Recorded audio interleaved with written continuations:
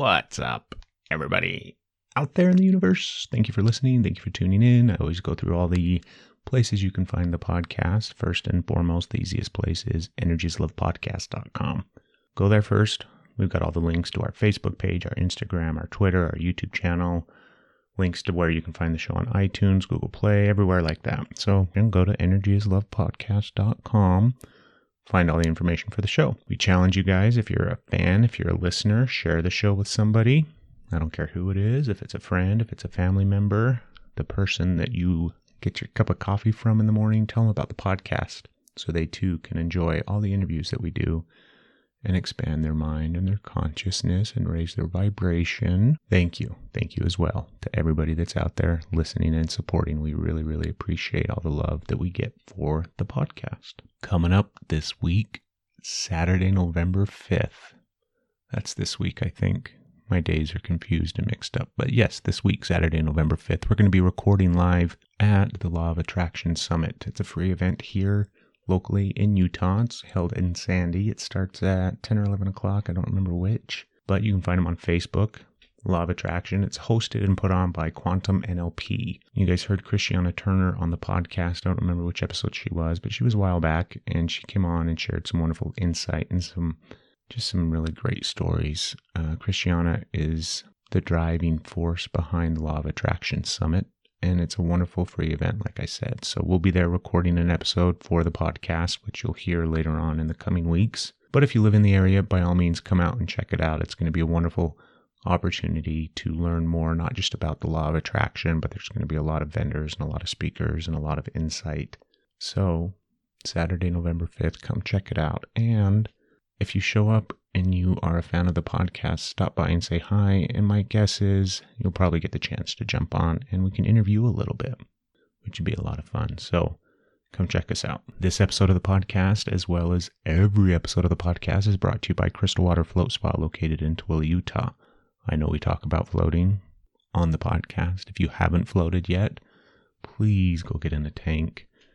It's growing in popularity across the country, across the world. So undoubtedly, wherever you are, you can find some place to float. And if you live out here in Utah, Salt Lake City, anywhere locally in the area, come out and float at Crystal Water Float Spa. You can find all their information online at crystalwaterfloat.com. Better yet, go to their Facebook page, Crystal Water Float Spa. You can keep up to date with all the cool things that they are doing there. Crystal Water is also the nation's only distributor of the Dream Pod. The Dream Pod is an amazing tank to float in. Dream Pods also come in black.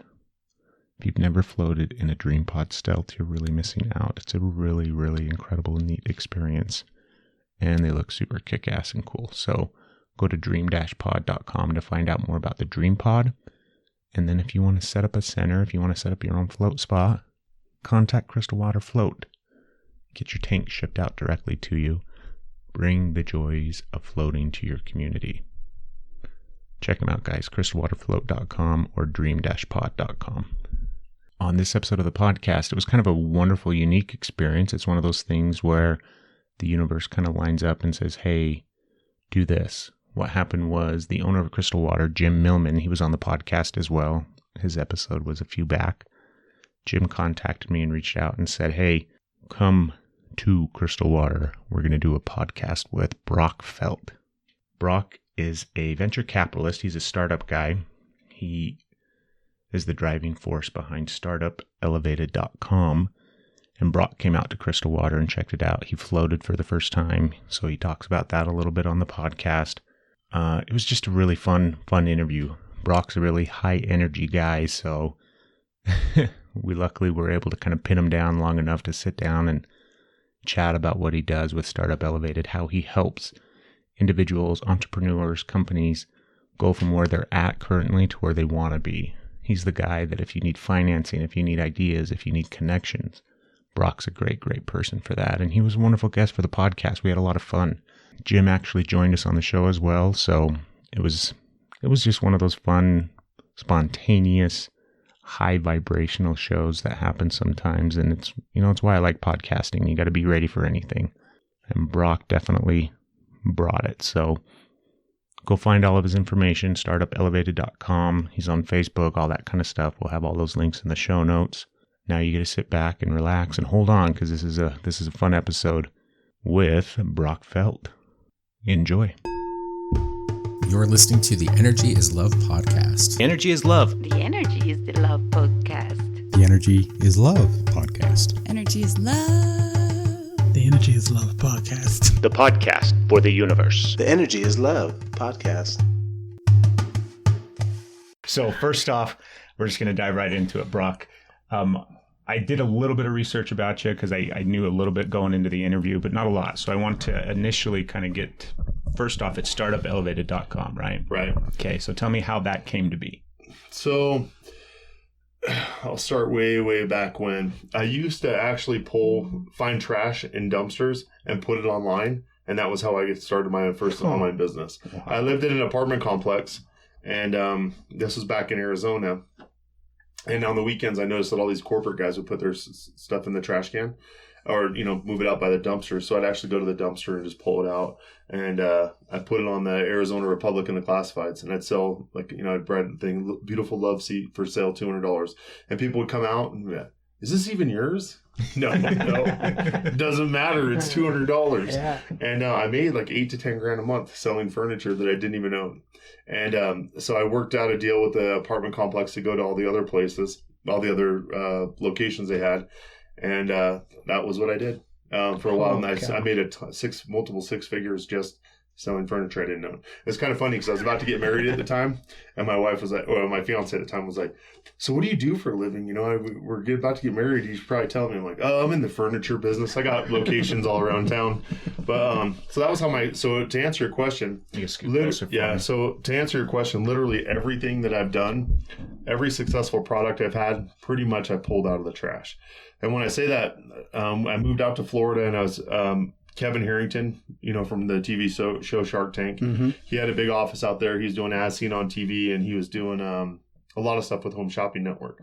So I'd go in and try to pitch him, hey, I'm really good at this stuff. You should do an infomercial on me. So we were in the works of doing an infomercial, and I looked in the trash can, and he had this cleaning product. And it was George Foreman's cleaning product. And they had done some testing on it, and it didn't do what the numbers that they wanted to do. So I'm like, hey, what's going on with that? Well, we've got a warehouse full of it, but we're going to probably move on to something a little more profitable. So I took the product home, sold it all the inventory out over the weekend. And then I partnered with them on some other things. I partnered with Proactive. So my main, goal is what I like to do is I like to launch and help entrepreneurs launch new product. So I got into the holistic thing a long time ago, and I started selling all types of nutraceuticals and stuff. Right. And I did really well. We were selling about 10,000 units a day online. But to answer your question about Startup Elevated, go all the way back, is I love launching new projects. I love, with what you guys are doing here, I'm hooked. So I want to help get the word out on it. And I love launching new projects. So I also have a ton of energy. And a lot of people you do, by the way. Yeah. That's one thing that's obvious as soon as you meet you. So I have a hard time sticking to one thing. So I like launching a project, and then I like going on to the next one. Moving on. Yeah. So that's how Startup Elevated came to be, is we have a bunch of funding that we've put together, and we're just looking for new projects that we can help launch. Yeah. Right? I'm really good at launching it. I'm really bad at managing companies. So. You're good in the beginning with the startup and launching and everything like that. Yeah. So I want to ask you, because one of the things that we talk about on the podcast, and I mean, you don't know anything about the podcast, which is great. So this is actually I could totally bust chuck you here. And this is really a weird, unique. It's not. It's a cool podcast, and you're totally safe here. But at the core of what everybody does, essentially, I think they have to have some sort of passion behind it. Right. Something that drives them, right? If they're going to be successful in life in any aspect, regardless of what their profession, their business, their goals, anything like that, they have to have passion behind it. I think I'm a big believer in that. Jim's a big believer in that. Tell me what your passion is behind that idea and that concept of helping people start. Do you know what I mean? Whether it's a business or something like that. So I think I'm an adrenaline junkie, and I like helping people. I love. So I was telling your front desk, your crew out there about about those kids that came into our office the other day. Right. They came into our office with T-shirts. So they make T-shirts. They go up to festivals. They sneak in actually with the clothes in their backpack, and then once they're in there, they pull the clothes out and they sell them. But everybody assumes that they're a vendor because they're walking around selling stuff. They sell, but they do really well. I love just seeing new things like that take off. Like I'm super passionate about that. It gives me purpose. Like it makes me, when I wake up in the morning knowing that I did something like that, it actually gives me purpose. I've had a lot of businesses that have done really well, like financially, but it's left a lot of emptiness. So I've noticed that I must just have some, personal issues, but it's easier for me to help someone else than it is to do it for myself, for my own business. And I love it. Right. And watching those kids coming at you, have you seen my Facebook Live with my interns? Yeah, we abuse these kids, but they come in every day and we give them some sort of a task and a chore, and their business is booming. And it's more fun to watch them succeed and some of the other people we're helping than it is sometimes even your own. Right. It comes back to the whole Zig Ziglar. If you help enough people, then it kind of comes back. So, anyways, so it isn't about the money. Oh, it's definitely about the money. It is definitely about the money. I'm not going to BS you and say it, because with the money you can do a whole lot more. That's it. So we're all about making money. I want to make that very clear. I'm not that's where I differ from a lot of people. I'm not going to lie and say, we're just doing this to change the world. Yeah, we're such good guys. We're such good guys. No, it's all about the money. Yeah. Those kids are in our office because they're there to make money. And by having them there, people see what we do. Right. And they see that we're very good at what we do. Right. It's all about helps promote the business. Yeah. And I'm not going to get all foo-foo, hairy-fairy on you, but you're on the right podcast. But the money does help us do a lot of good things. We do charities and we do all that, but that's not all. We use it for other things. We use it for our families. We go on trips with it. We buy things that we shouldn't buy with it, like to better our lives. So, it's awesome. All right. So you floated for the first time today. Had you ever heard about floating before? I had a little bit just because of Joe Rogan, but I think his floating is a little bit different than what you guys do with floating. He doesn't always float high. Yeah. No, I know he doesn't. But he's a great advocate for it, though. No, he is. He is, and he's done a really good job. So honestly, I'd never done it, and I didn't really want to because I thought it was foo-foo. I really did. Yeah. And now that I came in, I have a hard time relaxing. But it will beat you up if you don't relax. Yeah. Oh, boy. Does that make sense? Yeah, no, totally. It forces you to relax. And I've needed my back pop for about 6 months now, and it wouldn't. And within 5 minutes, I gave up because I couldn't fight it anymore. Mm-hmm. Yeah. I gave up, and then all of a sudden, popped. Yeah. So, but you can't. It's interesting because on the video that you guys have where it talks about the beta and theta and all that. A lot of times in life, the only time that you can connect with the theta part is when you're completely worn out and you're ready to give up and give in. And then people are like, that's when I had my great idea. Yeah. And a lot of times it was just because you have all that other fodder around you and you finally just let it go and could listen. Absolutely. And that's what happens. Those things will beat you up. Oh, yeah. I mean, my abs were killing after about 10 minutes. And then finally I was like, I just got to let it go. Yeah, I got to stop fighting and just let it go. And I did. It's like I tell everybody, allow yourself to relax. Yeah. And because you'll fight it. You'll fight it all the way to the end. Yeah. I couldn't believe how hard it was. Well, if you didn't. And then I'm sure Lisa will come out and it was so relaxing and peaceful. And I'm like, oh man, I'm worn out. I'm still sweating from it. It takes practice. It's a weird sensation to literally have to let your body go, like the muscles that support the muscles, all your fine inner, like the fast twitch muscles, everything in there. You don't have to use any of it. You can just lay back and relax. And that's hard at first because there's not really an environment where you get to do that. Well, I noticed the other thing that happened was as soon as I started to relax, I noticed I did have pain. Like my abs were killing. To even touch my abs a little bit, it hurt. Yeah. And so then I started like massaging it because I think it even actually says in the video, but I've been told this a lot of times that I carry my stress in my stomach. Yeah. We could dive deep into that, man. Yeah. Yeah, we could diagnose that right now and help you fix that. So I noticed, here we go. Lay down on the couch, Brock. Yeah. So, but I noticed the second that I did that, and then I just started then it started to go away and I started breathing deeper. It started to go away. It went. Yeah. So let's talk about it. let's get into it. Let's talk about the stress and anxiety and everything that you're holding in your gut. Yeah. It's going to be connected to a chakra. Yeah. Have you ever heard of your entire chakra system, all 7 of them and everything like that? Most likely it's going to be your solar plex or your sacral, which is a lot of times where people will hold pent up kind of stress and anxiety and fear. Mm-hmm. And when you don't process it, then it just stays in there and stagnant. And then you'll have physical effects manifestations of what you're thinking. Yeah. So it's just stagnant emotion that's stuck and then blocked, and then it manifests in physical ways. Mm-hmm. And so there's definitely something you're not processing, or something you're not allowing to just to breathe let go. through and let go. So I know. We've got some results for that. We could have you come in and talk to our spiritual gurus here in the Crystal Water Float Spa. We have spiritual practitioners that can help you with that stuff. Yeah, I believe in it. Release that stuff. I believe in it. I grew up with 2 hippie parents. Did you? Yeah. You said you grew up in LA, right? Yeah. So I grew up in LA. I have a kind of a unique background. My family. So my family, I'm from a poor family. The other side of my family is political. My mother's sister married into a family where he's a congressman, and so I jokingly say that like my mother's a hippie and my father is, and my mom's like part of the mob. But so anyways, I grew up in LA, but I've lived everywhere. But all of my really good friends, I was joking with you out there. You said we're hippies. Yeah, my wife and I are for sure. Yeah, and I said I'm a hippie protector because all my buddies have always been hippies. Yeah, and so I've always funded their businesses or got them grounds to do festivals or helped get some of their practices, legalized or something, for whether it's supplements or something. Yeah. So I jokingly say that, but seriously, I'm a hippie protector. I know how to play the didgeridoo. I'm terrible at the drums though. Cool. But I've had really, really good friends. A lot of times when people look at me like, oh, he's just a big jock. But I am. But most of my friends are, into spiritual healing and all that stuff. All right.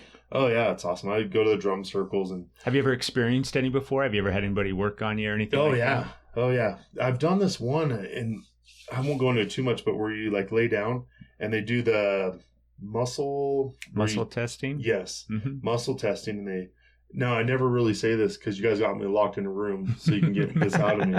But honestly, I've laid before when they've done it and they do the muscle testing. And you could literally feel the energy go out of your toe. Mm-hmm. That's Reiki, isn't it?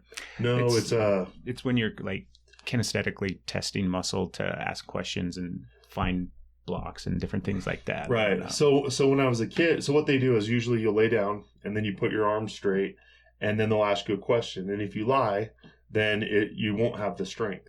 Mm-hmm. But if you so they'll ask you your name and they'll say make up a name, and they push it and you can barely keep your arm down.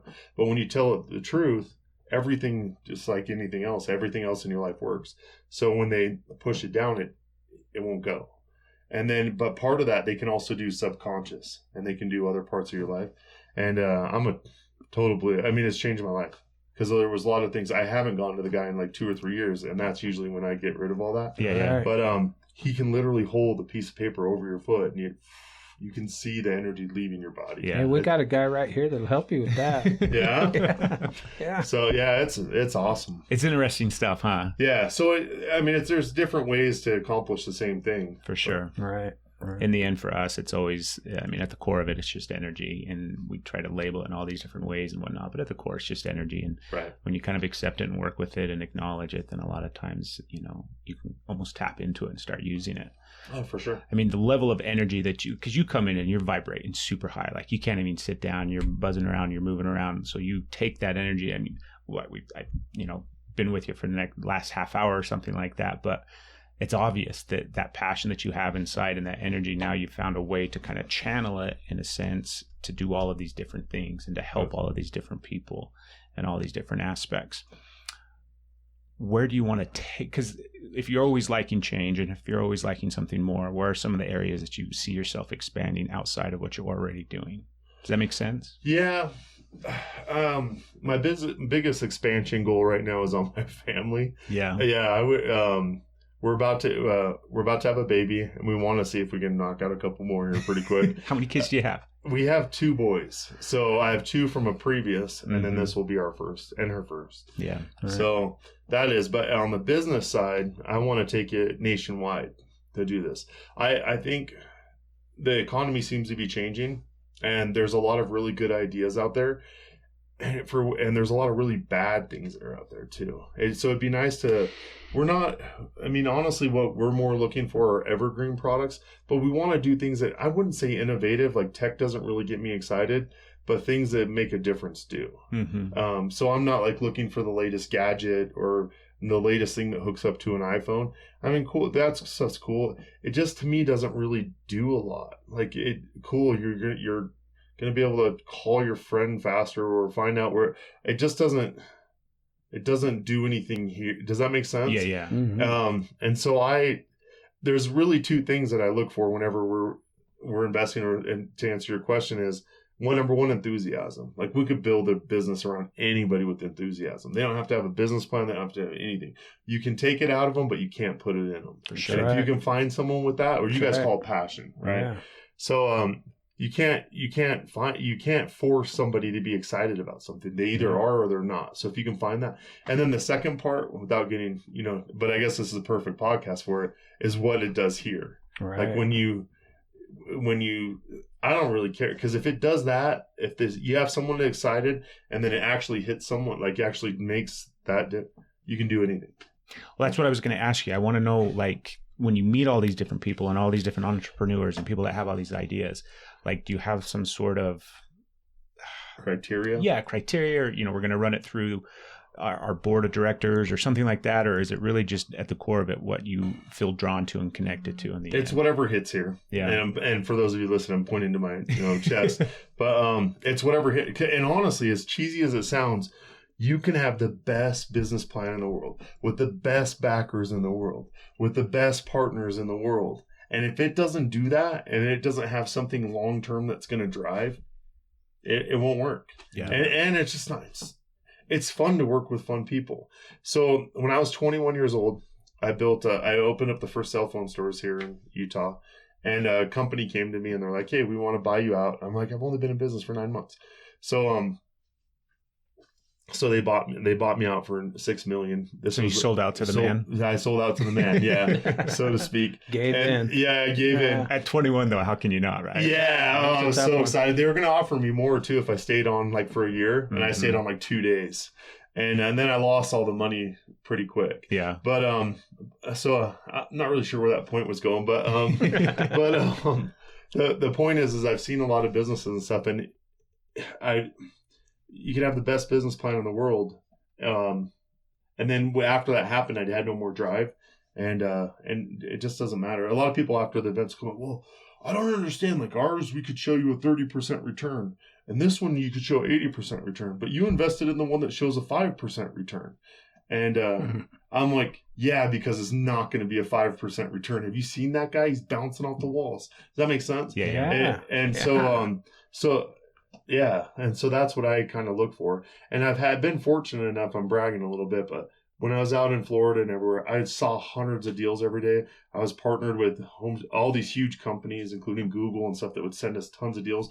So I've seen enough dead bodies that I know which ones can rise from the dead, so to speak. Yeah. And I've seen enough of them go in. Which one does something right here for you? Yeah. You can tell that. Yeah. Yeah. And so a lot of times when I was working with Google or working with Foreman or a lot of these other companies, they'd bring in all these products, and you're like, "Cool, I need to meet the people. Like, I don't care about the product. I need to meet the person." Right. And a lot of times they didn't get it. Like, "Well, what about this product? It does this or this." You're like, "Who made it? I don't care who made it. I need to meet that person."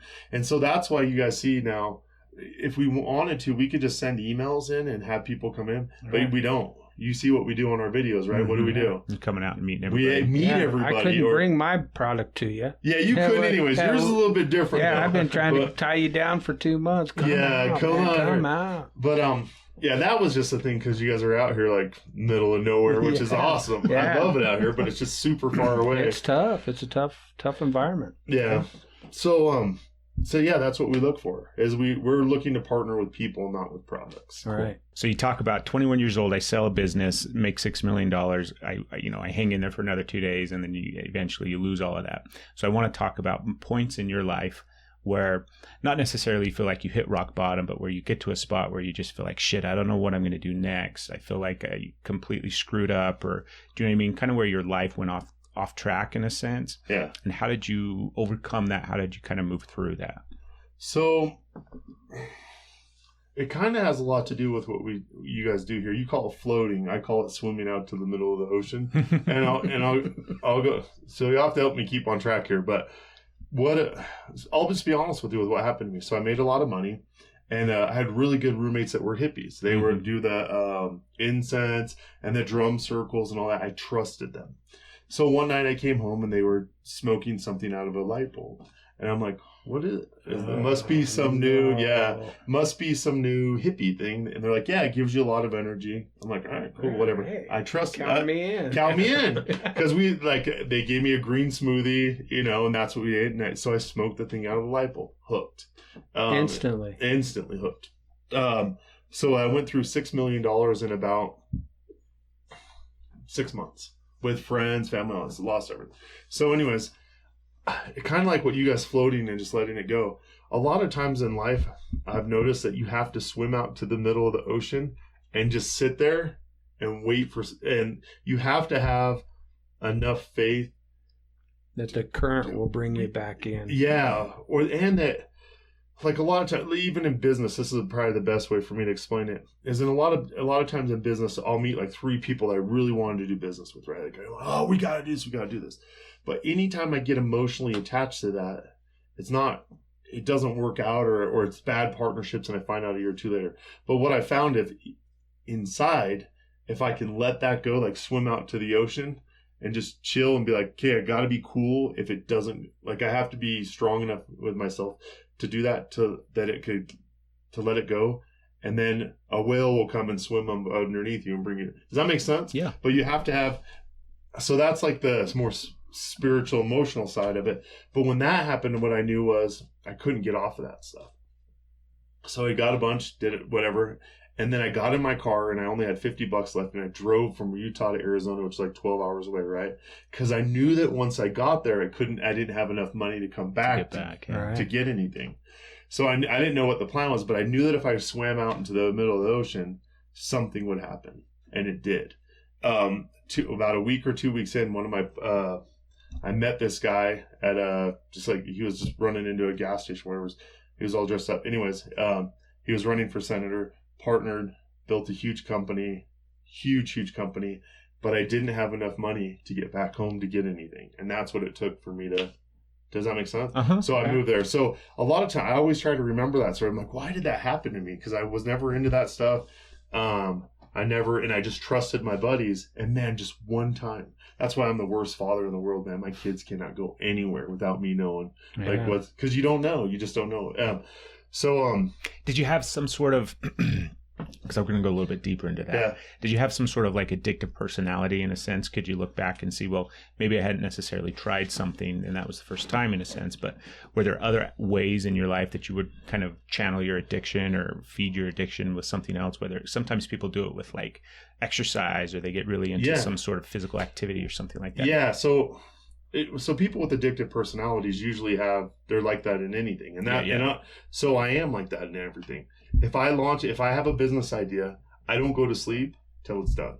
So like I'll stay awake for 3 or 4 days until it's done. Clean, like I don't do it, right. But I can't sleep. So I've had to learn over the last couple of years, instead of fighting that, to use it to my advantage. And I know that I have that issue. So like Elise, I'll come home from work and I'll say, hey, we're doing this thing. She's like, okay. So we're not going to see you for 2 days, right? Yeah. But she also knows, though, that on the flip side, with once it's done, then I'm like super into the focused on family and all that. So instead of trying to fight it, I've just learned to go with it. Like we are who we are for a reason, and I think there's a lot of things that we need to learn to release, and a lot of things that we need to learn to go with, just to let it happen. All right.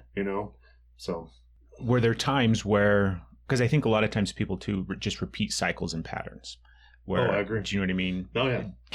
So if I'm thinking about you and I'm kind of tapping into you and I'm kind of listening and everything like that, were there times where you would find yourself still repeating patterns? And then what did it take to kind of recognize that to where you could step out? Because a lot of times our patterns are ways of honestly fucking up our lives. No, yeah. Because it's connected to way, we could go way back into where it's connected and things like that. Yeah. But how did you eventually kind of see some of those things so that you could change them? And like you said, kind of take into consideration just the natural way that you operate and use it for a benefit to where now you could kind of channel that in a successful way. So here's the one thing I do now. So what I did when I moved to Arizona is I opened an auto glass company first, and I hired kids from a halfway house to come out to the gas stations and to fix them. We had like 7 or 8 locations, and we had these kids. I learned more from those kids than I have from anybody in business or anything else. So they taught me HALT, hungry, angry, lonely, tired. Mm-hmm. I'm pretty sure it's got to be part of some 12-step or something like that. I've never gone through it, but so I get hangry when I'm hungry. Man, I get hangry. So I've learned to halt. And a lot of times it's funny, people ask, like, how do you stay? Everybody has a good day and a bad day. There's this hill out in Mesa, it's called Flatiron Mesa out in Draper, or Sandy. It's like straight up this grass hill. Every time, which is about 3 days a week, if I hear that weird, like, monkey voice that's like, just bitching, I'm like, I got to go to the hill. She's all right. So I go to the hill and I run sprints up the hill and I puke. And I get it out of me. And then you're just like, because then you realize your life. So to break those cycles, that's what I do. I do something stupid like that to get out of the mundane funk. Because it's like you said, if not, then you'll go right back into that same cycle. Same pattern. Yeah, the negative behavior pattern. Yeah. So so my thing I'm doing right now, every time it's different. Like it could be, but it's usually something physical because motion creates emotion, right? So I've got to go do something in order to get out of that funk. And usually it's the lack of motion that's created the negative emotion, right? Like you're just not doing anything with your life. You're not making a difference. The other thing I do, so that's what I do when I'm like getting in a funk. I'm like, I'm in a funk. She's like, all right, great, let's go. So we go to the hill. The other thing that we do is we give stuff away, because I believe that in life, if you want to be happy, you need to subtract, not add. Oh my gosh, I can relate to that. Yeah. Yeah, we've given away tons of free floats here just to get people to come in, get in that tank, see what it does. You know, it creates a believer every time we do too. Oh, absolutely. Yeah, I'm a believer. Yeah, so tons. So on that note, like if I'm just stressed out about a deal or personal life, whatever, giving something away every time. And usually it means I just grab $100 out of an ATM and go find the first homeless person I can. And now this is going to sound super selfish. I don't care what they do with it. I'm not doing it for them. I'm doing it because it makes me feel good. I know that sounds super selfish. I don't think it's selfish at all. Not at all. But I don't ever. So I've been arrested twice in downtown Salt Lake for giving soup and stuff out. They're just handcuffed. They haven't like actually brought me in. Like, sir, you can't do that. It creates problems or whatever. You know, I'm like, I don't care. I'm doing it for me. And I am. I'm being totally selfish. Right. Like, I don't really. And I've several times people have busted me. You know, dude, why would you give them that? They're just going to go use it on drugs. Cool. I don't care. I'm not doing it for them. I'm doing it because it puts me in that good vibe and I feel better. And then I can go out into my life and create more good vibes. Yeah. Now we can shift gears. Let's move forward. So cool, man. Yeah. I mean, I don't know what they're doing with it. And the other side of it is, who am I to know that could have been the $100 that got him into someplace? Does that make sense? Yeah. Or you don't know. You don't know.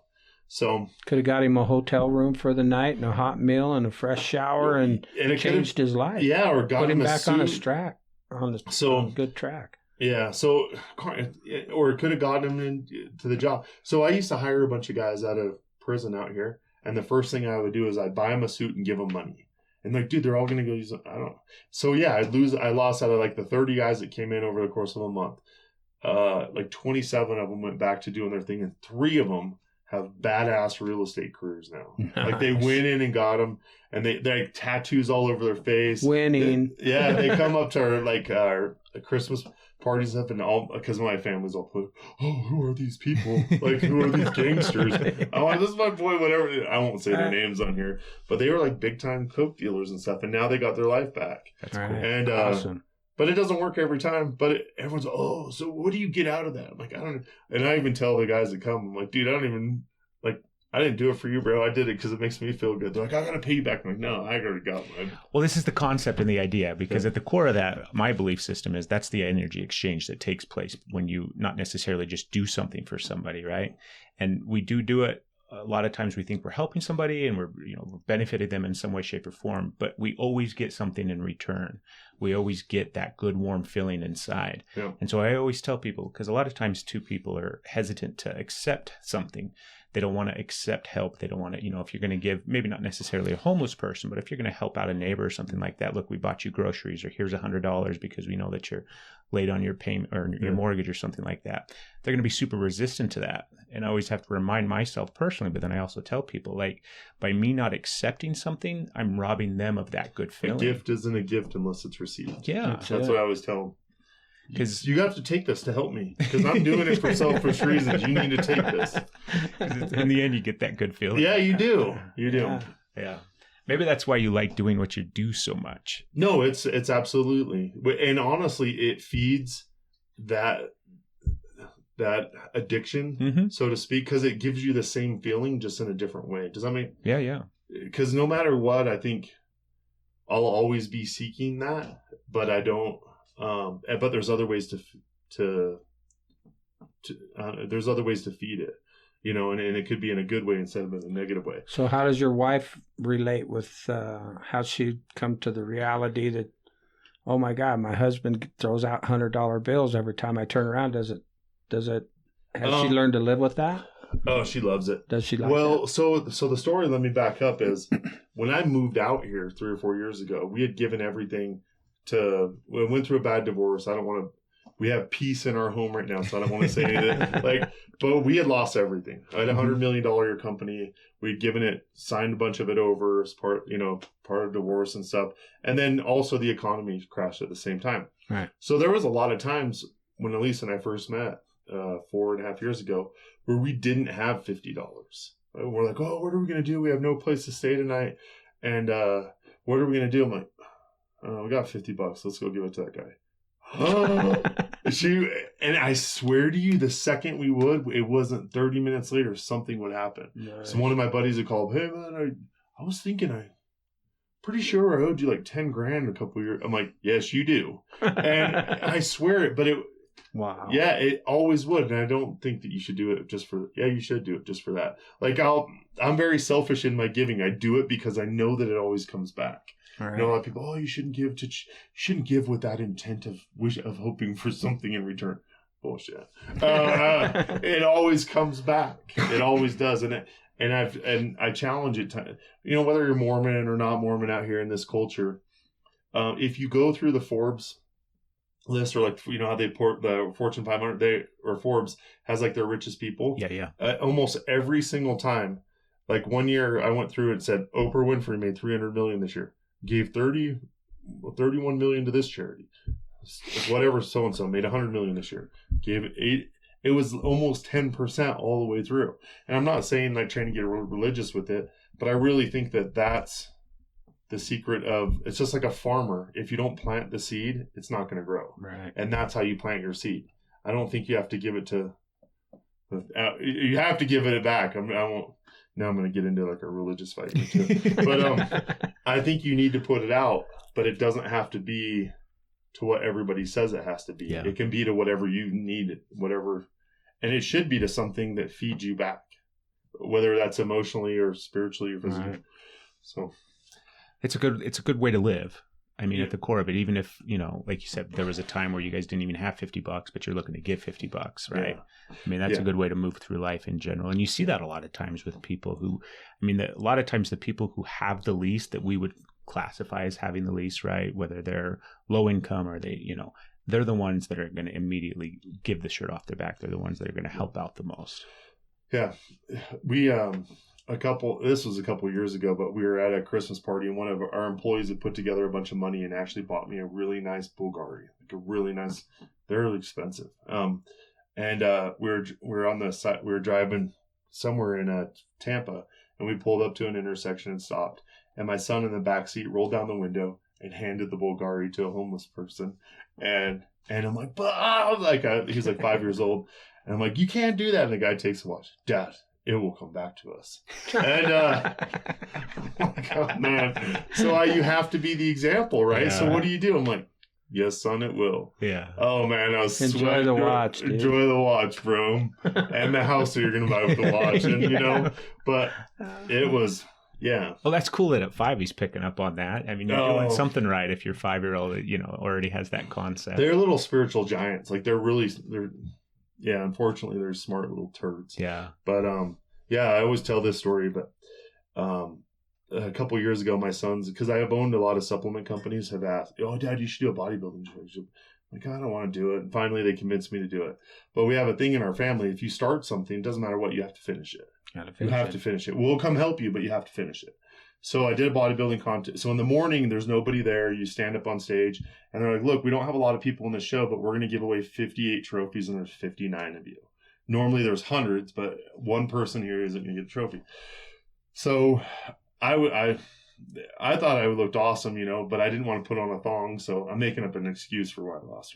But so I put on board shorts and I entered a class I shouldn't have been in. So afterwards, they're like, "Oh, sir, like normally we don't announce who's won and who's lost, but you're not getting a trophy." And I'm like, "I'm the only one." They're like, "Yeah, well, you're too big." I'm making up an excuse on why I lost, but you're too big for the class that you entered. Yeah.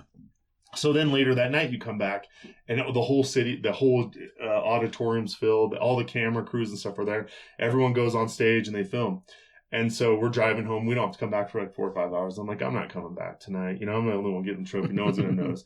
And my boys in the back are like, "Yes." I'm like, "What's so exciting?" "Yes, I'm quitting guitar. I'm quitting school. I'm quitting this." I was like, oh no, man. So like a champ, You went back. I went back and I stood up on stage, and I probably had half of the damn gymnasium there for me because it was employees, family, friends, sponsors, and like a champ, I took it. And my boys, they were so impressed that their dad got up there knowing that he wouldn't. Like, "Dad, we can do anything. We can do anything." And Nice. man, I just thought to myself, if I wouldn't have done that. Well, it's a good lesson for them. And I mean, they're holding good you lesson to for it. me. Yeah. I love that. My kids do that to me all the time where you'll say something and then 3 weeks later and they're like, "Yeah, but you said," and you're like, son of a bitch. That's right. That's exactly what I said. Yeah. But I didn't mean it that way, and I'm an adult and I'm allowed to change. Exactly. It's just for you guys, not for us. Right. Yeah. Or the whole, or even like soda. You guys are not allowed to drink Red Bulls. Why, Dad? They're bad for you. Oh, so you're allowed to do bad. Yeah. Shoot. Yeah. So Kids are good in that way. Yeah, they are good. They're smart. That is. Well, it's been awesome. Yeah. So we got some good info on We here. did. Yeah. It's been a good episode, man. Hey, I want to appreciate thank you guys for bringing me out. Yeah, I'm going to absolutely. I'd love to have you guys come to our upcoming event, maybe even speak. Yeah. And I'd really, really like to hone in on some sort of a business plan. I think we got a pretty good groove going. Yeah. I think it needs to be everywhere. Yeah.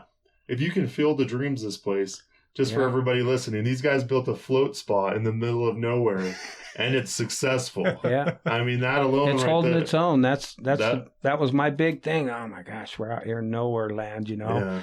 as long as it holds its own. Yeah. So I don't have to keep pulling money out of my pocket and funneling it. But it does. It's been pretty good. Yeah. Pretty crazy adventure. It's beautiful out here Yeah. now. Beautiful. Oh, yeah. What a great place highly to be. recommend everyone coming out. Yeah. So what's the best way for people to find you if they want to Startupelevated.com. Okay. Or they can actually just search my personal domain, which is brockfelt.com. And the main, I'm going to be honest with you, the main reason I wanted to do this podcast today is because I want to launch my own podcast on there. And so I want to talk to you guys later about how we can. I can definitely help you out with podcasting. Okay. Yeah. Cool. Well, it sounds like we can do a lot of stuff together. Thanks for Excellent. having us out today. Thank you, man. Be back. Everybody, go out and have a beautiful, wonderful day. I think I'm an adrenaline junkie. In life, if you want to be happy, you need to subtract, not add. You can see the energy leaving your body. We are who we are for a reason, and I think there's a lot of things that we need to learn to release, and a lot of things that we need to learn to go with, just to let it happen.